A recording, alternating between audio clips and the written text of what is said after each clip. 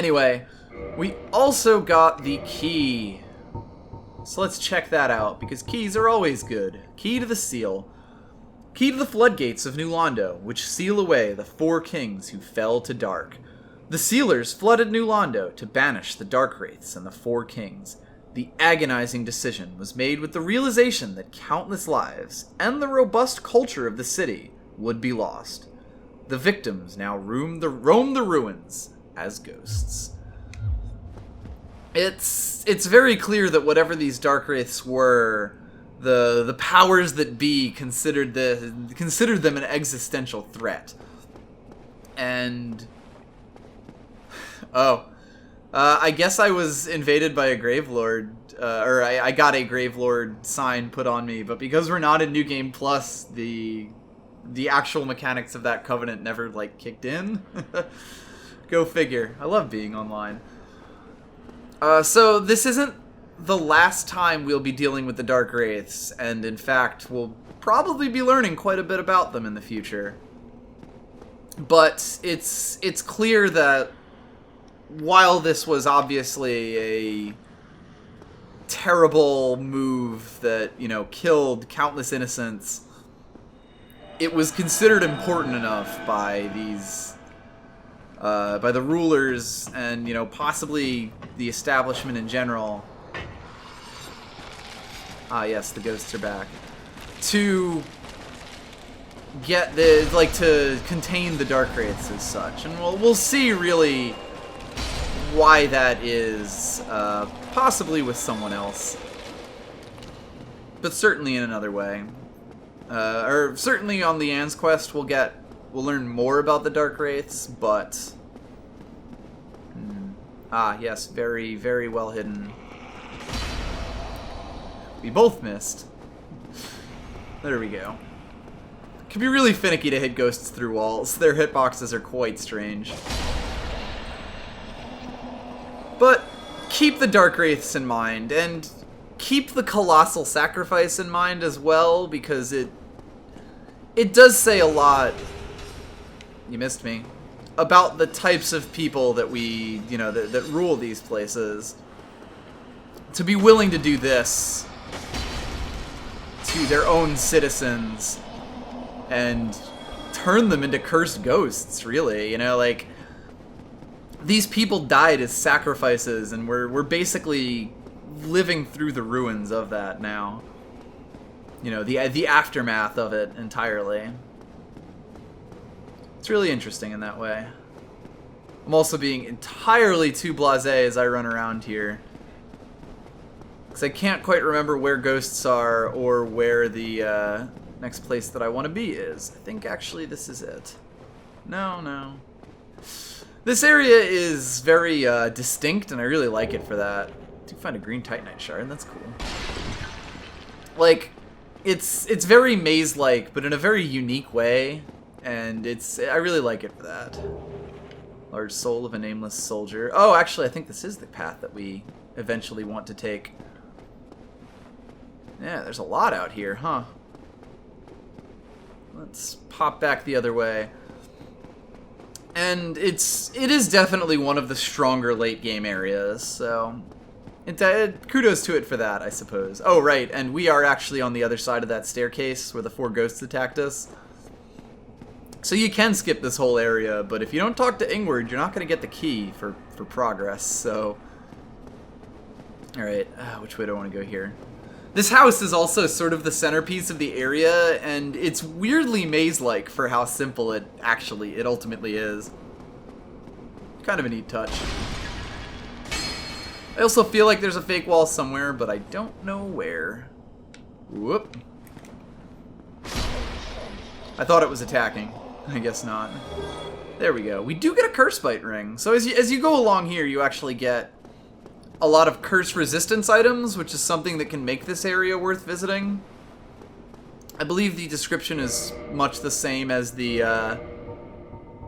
other bite rings that we've gotten, but or at least that we've read. I don't think we have any of them.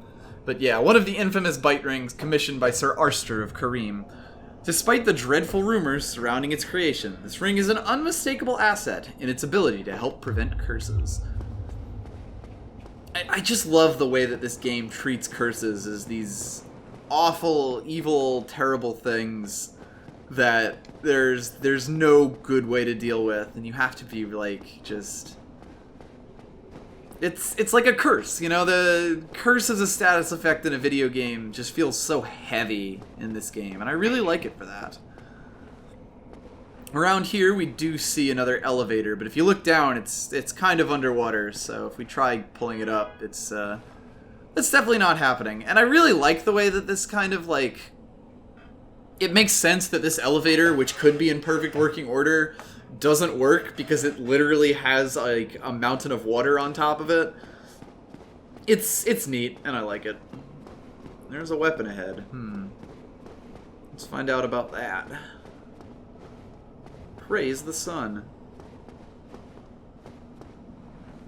Not really.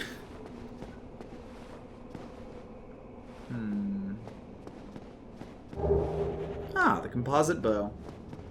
That's nice. It's also really cool that this area is just like so many narrow passageways where you could be ambushed by ghosts. It just puts you on edge. It's really good at doing what it sets out to do, and I respect it a lot for that. Now, granted, there's another half to this area, and it's I may not be as kind to that, but hey, we'll get there when we get there. Composite bow, emphasizing power, requires more strength than standard bows.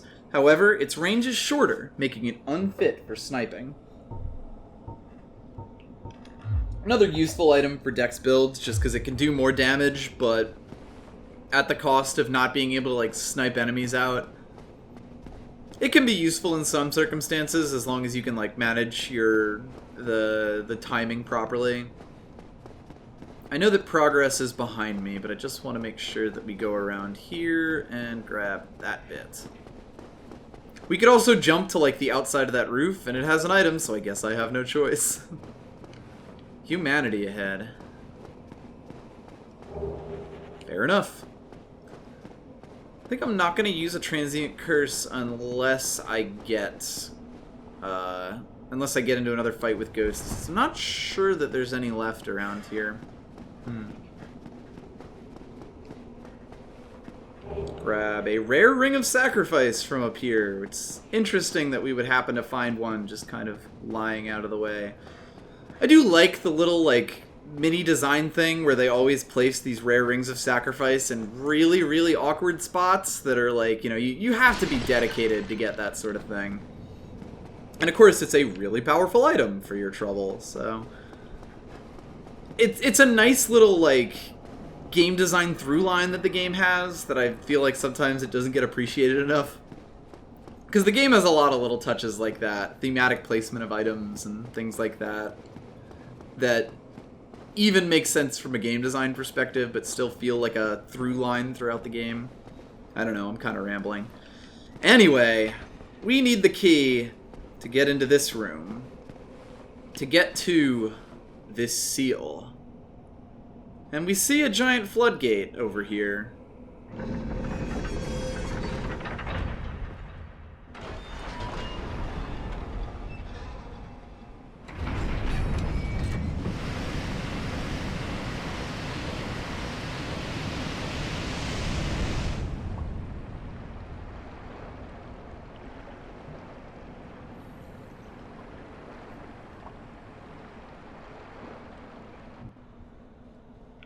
Opening this floodgate opens up the lower area of New Londo ruins, and also opens up an area that that we've been to before but haven't seen too much of.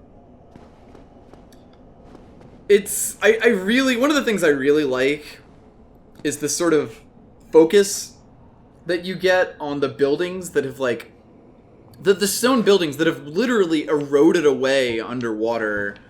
When you empty this place out, you know? I really, really like the way that they present this whole thing to you. I'm also about to do what I think might be a dumb thing, but we'll find out. Just top off here real quick.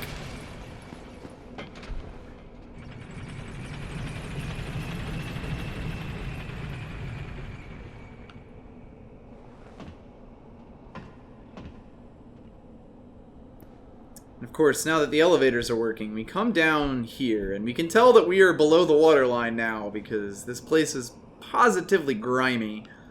I love this, like, algae-filled texture here that kind of shows you are in somewhere very different now. And, they were not kidding when they talked about the countless sacrifices that were made, you know?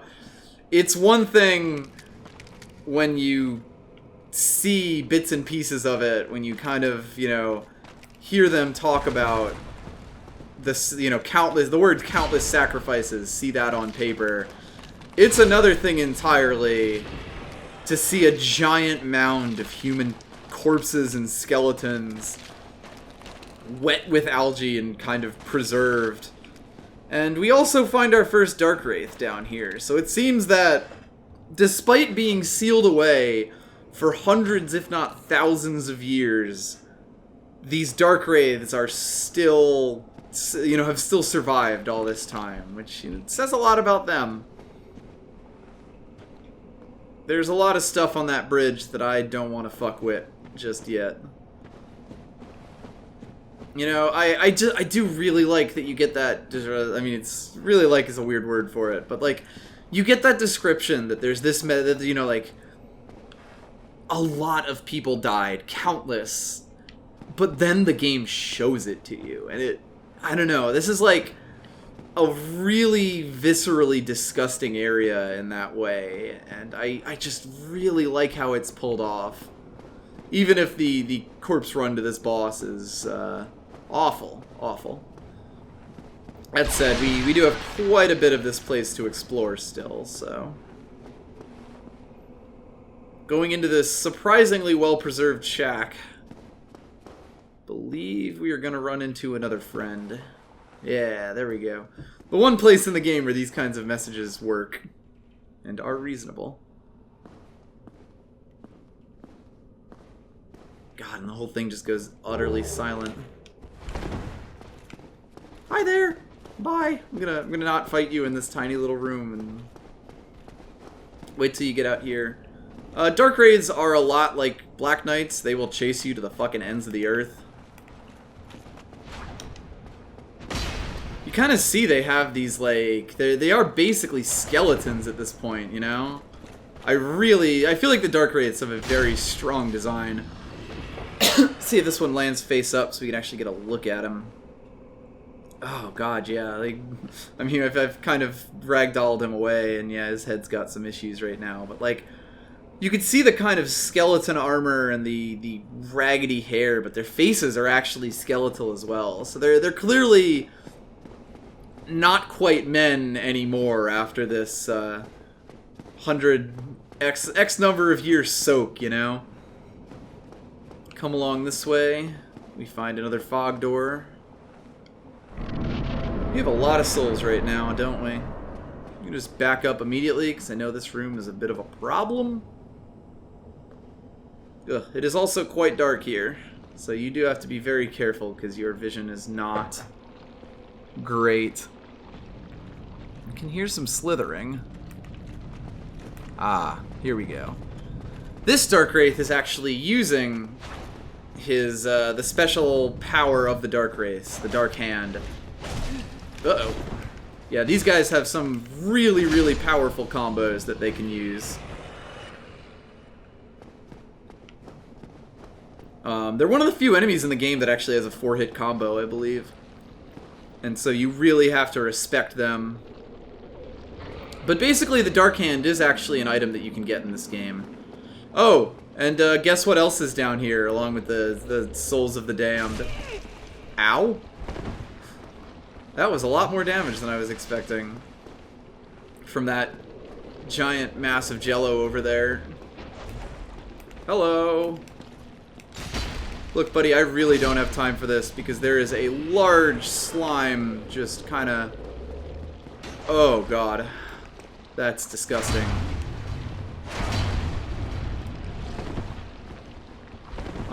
And you may not have noticed, but it actually releases those exploding skull heads. Yeah, it just did.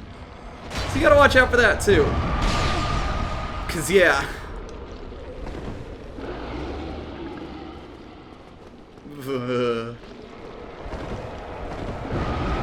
Just trying to bait that out so I don't have to worry about that.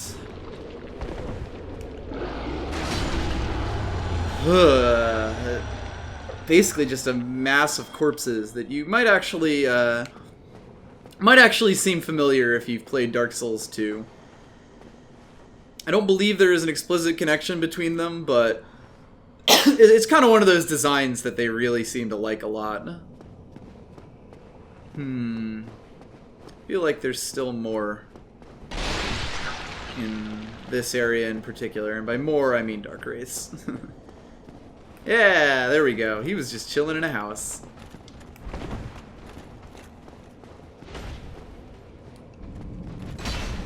There we go. Yeah, their Dark Hand actually can act as a shield, but it doesn't always, you know, connect properly.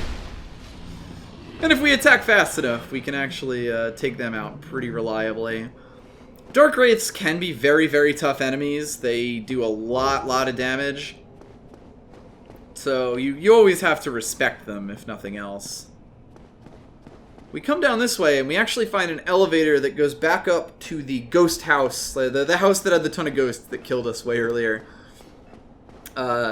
We walked past it at the start, and we also find this staircase, which I believe just kind of ends. Oh no, and it goes up to a higher spot. Nice. I think I might have to be careful around here, though. Call it a guess.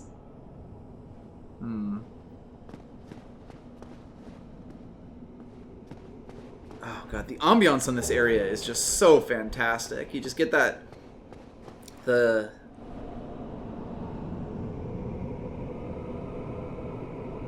Oh, it's so off-putting. Like, to just have that in the background in the game that, again, is mostly, like, trades on its silence and its moody atmosphere, and it just, like... Everything about this place feels wrong in such a good way. And I really do like it for that. Ember ahead. Okay, so I am on the correct path. That's good. That's really important. That's basically the whole reason that I'm over here, if we're being honest.